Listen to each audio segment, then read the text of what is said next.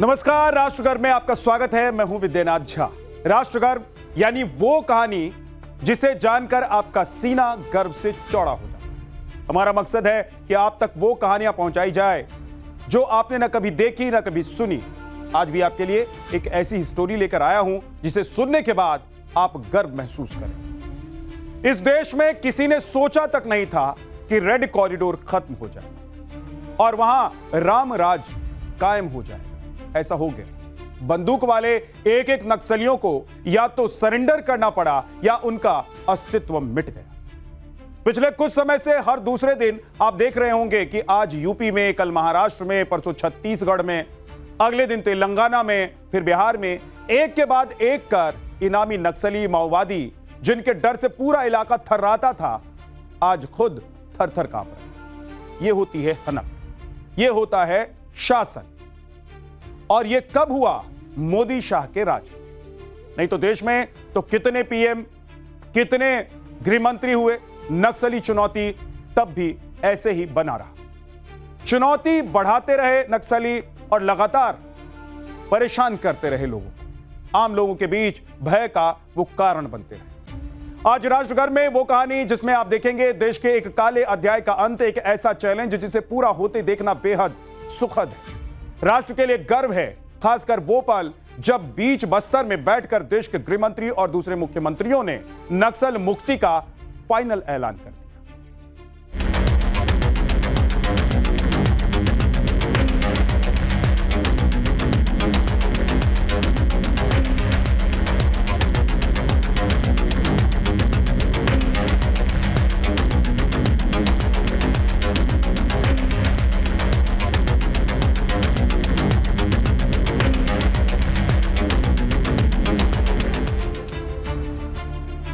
अभी जो झलक आपको दिखी वो उस इलाके की है जहां कभी गोलियों की तड़तड़ाहट का खौफ बसता था। बम और बारूद का धुआं आसमान को स्याह किए हुए था। हर व्यक्ति यहां रहने वाला डर के साए में जिंदगी जीने के लिए मजबूर रहता था। अनचाहे मौत की दहलीज पर हर व्यक्ति अपने आप को खड़ा महसूस करता था। हर वक्त इस बात की आशंका रहती थी कि न जाने कब जिंदगी पर मौत हावी हो जाए। तस्वीरें छत्तीसगढ़ के बस्तर की है जो कभी नक्सल का गढ़ माना जाता था।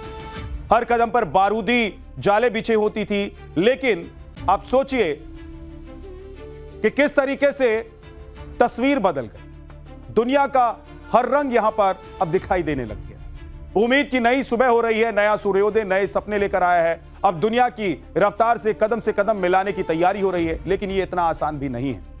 बेशक बस्तर की तस्वीर बदल गई हो, लेकिन तकदीर बदलने के लिए मास्टर प्लान पर जोर शोर से काम चल रहा है।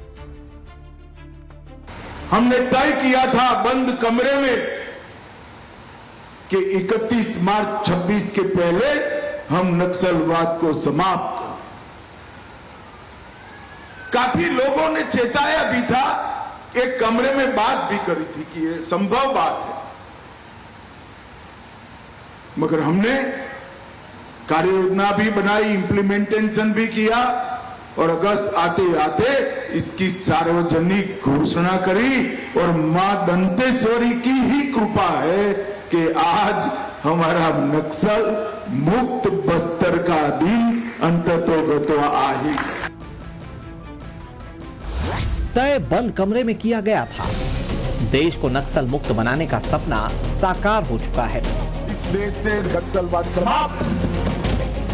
कल तक सैकड़ों जिले नक्सल प्रभावित थे, लेकिन आज की तारीख में नक्सलवाद का नामो निशान खत्म हो चुका है।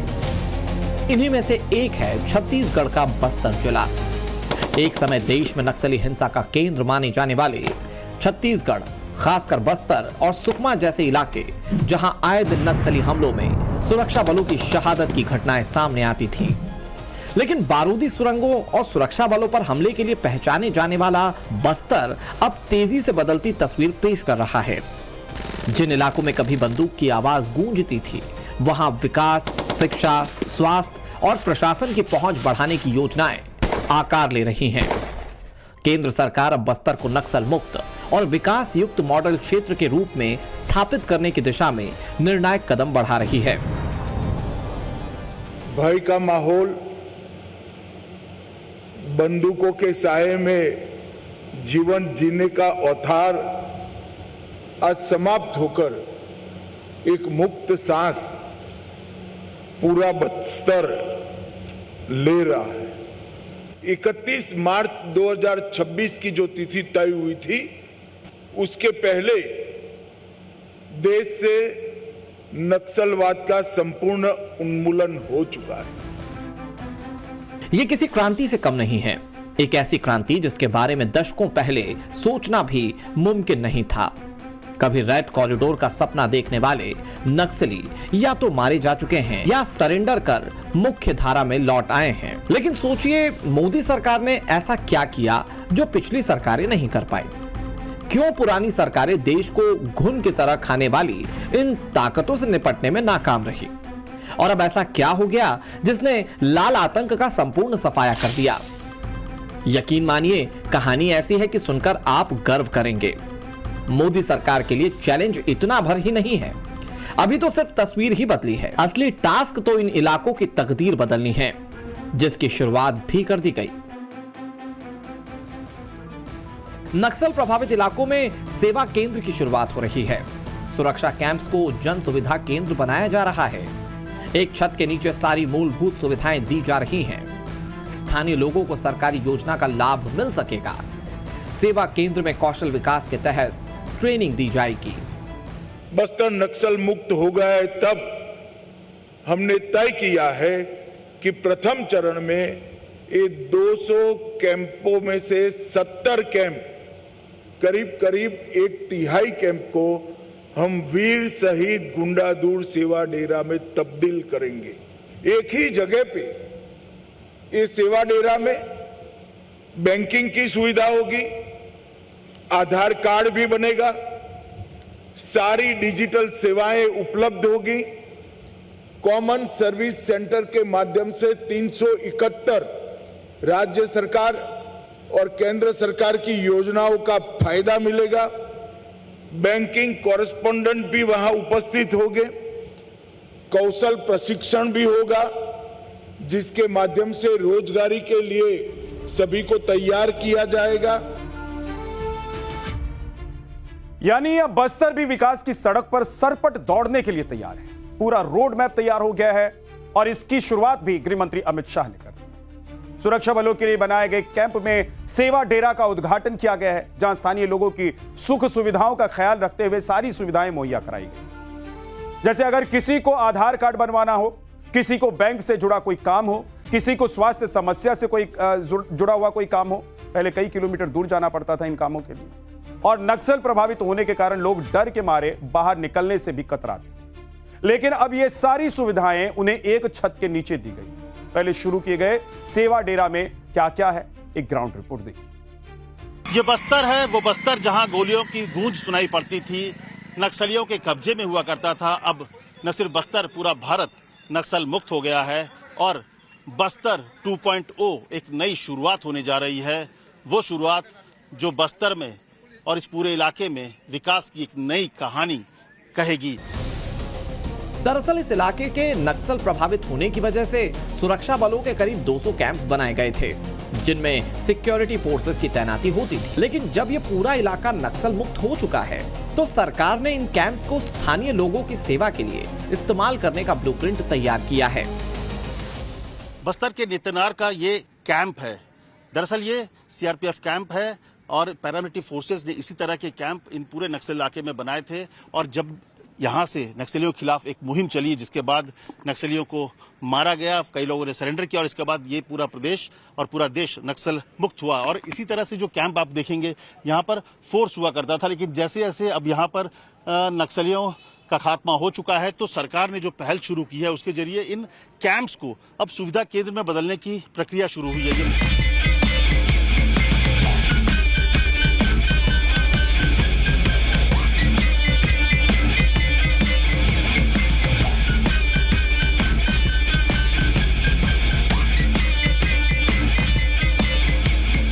यहाँ पर क्या क्या सुविधाएं आपको मिलने वाली है जो यहाँ के ग्रामीणों को?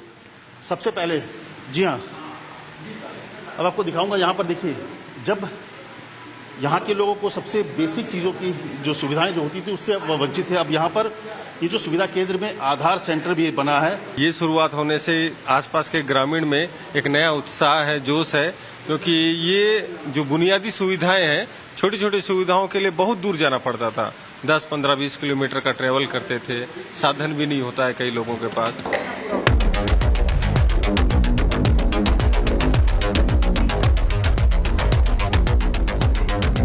किसी के पास कोई बैंक खाता नहीं हुआ करता था, वो मैं आपको दिखाऊंगा। वो बैंक खाता, यहाँ पर बैंक खाता खोलेंगे तो कैसे बैंक खोलेंगे यहाँ पे? सर यहाँ पर हम बैंक की सुविधाओं को प्रदान करते हैं सर, जैसे खाता खोलना, पैसा निकालना, जमा करना, मनी ट्रांसफर करना और बिजली बिल भुगतान करना, बीमा, ये सब योजनाओं को इनके बीच में हम प्रदान करते हैं। अब एक और है सेवा सेतु। यहाँ पर सेवा सेतु जो सरकार के कई तरह के जो स्कीम्स हैं उससे जोड़ने की कोशिश होगी कि आम लोग जो हैं, जो कि अभी तक सरकार की योजनाओं से दूर थे क्योंकि नक्सलवाद की वजह से यहाँ पर कभी ना फोर्स पहुंचा ना कभी प्रशासन पहुंचा। ये तो रही वो सुविधाएं जिसके लिए पहले बस्तर के लोगों को कई किलोमीटर तक चक्कर लगाना पड़ता था। लेकिन इन सेंटर्स में स्थानीय लोगों को आत्मनिर्भर बनाने के लिए कौशल योजना के तहत स्किल डेवलपमेंट की ट्रेनिंग की व्यवस्था भी की गई है, जैसे सिलाई ट्रेनिंग हो या फिर प्रोसेसिंग यूनिट ऑपरेट करने की ट्रेनिंग। डेरा सेवा में वक्त वक्त पर हेल्थ कैंप्स भी लगाए जाएंगे, जिससे स्थानीय लोगों को बीमारी के इलाज के लिए बाहर धक्के नहीं खाने होंगे। यहाँ के जो महिलाएं हैं उनके लिए प्रशिक्षण केंद्र भी बनाया गया है, सिलाई प्रशिक्षण केंद्र, ताकि यहाँ की जो महिलाएं हैं अपने पैरों पर खड़ा हो सके। कई परिवार ऐसे भी हैं जिनको नक्सली हिंसा के शिकार हुए हैं, पीड़ित परिवार हैं, उनको भी किस तरीके से मुख्य धारा में जोड़ा जाए उसके लिए भी एक अलग से सेंटर बनाया गया है। यहाँ पर क्या किस तरह से ट्रेनिंग देती है? सर सिलाई सिखाते हैं यहाँ पर। अच्छा, और तो मशीन के बारे में जानकारी देते हैं, कपड़ों के बारे में, कपड़ों की पहचान बताते हैं, फिर पिको फॉल, सिलाई, सूट, ब्लाउज, सारी चीज सिखा रहे हैं। आप लोग सीख रहे हो यहाँ पे, कैसा लग रहा है? अच्छा लग रहा है। इन सुविधा केंद्र के जरिए अपने पैरों पे खड़ा होने की कला सिखाया जा रहा है कि कैसे सिलाई के जरिए वो खुद भी सीखे, खुद भी स्किल्ड हो और सबसे बड़ी बात कि परिवार के लिए भी वो मददगार बने।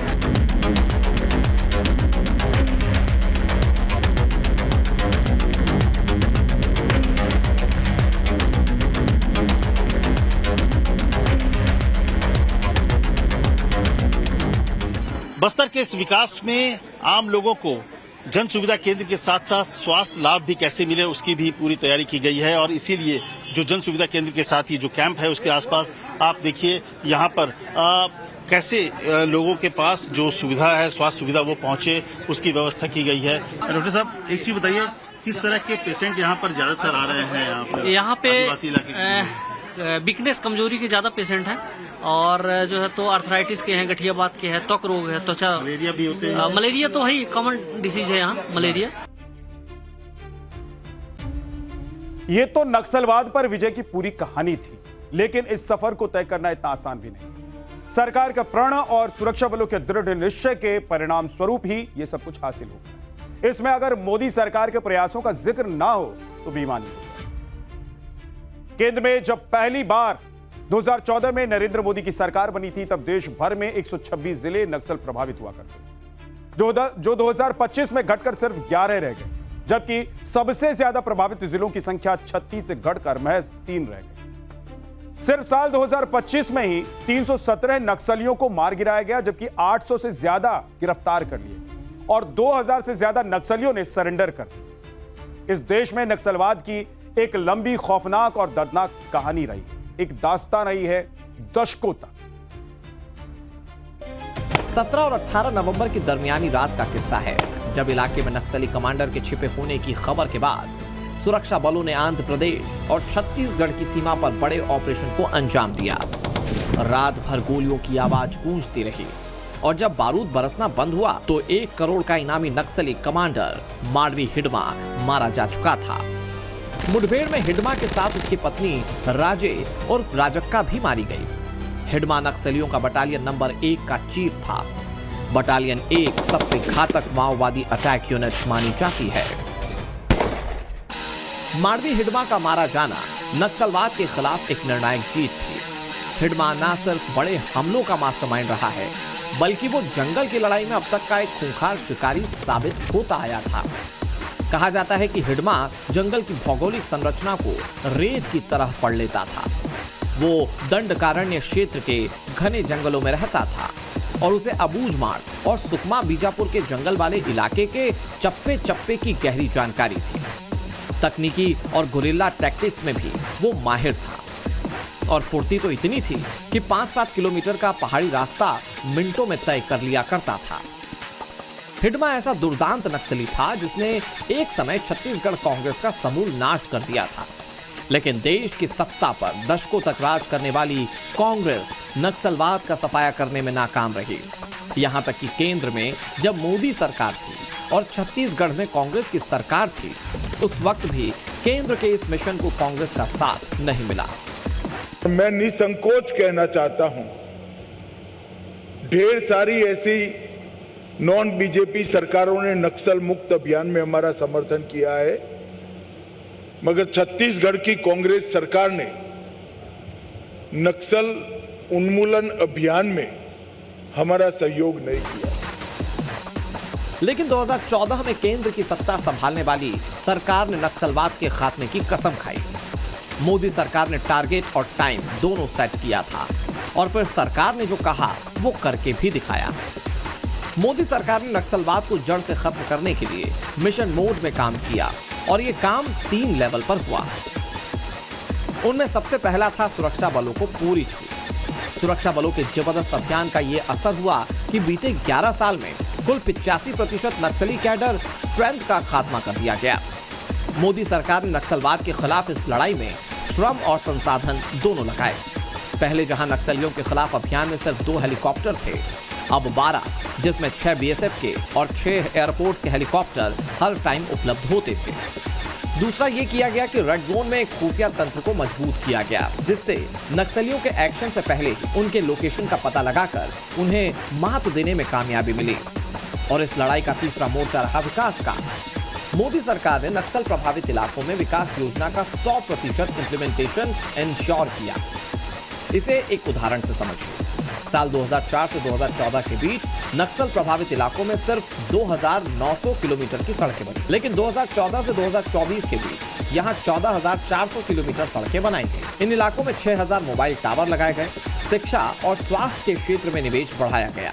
भारत के नक्शे में जिन क्षेत्रों को लहूलुहान कर दिया गया था, लाल रंग से रंग दिया गया था, हमने वहां संविधान, कानून और विकास का तिरंगा फहरा दिया।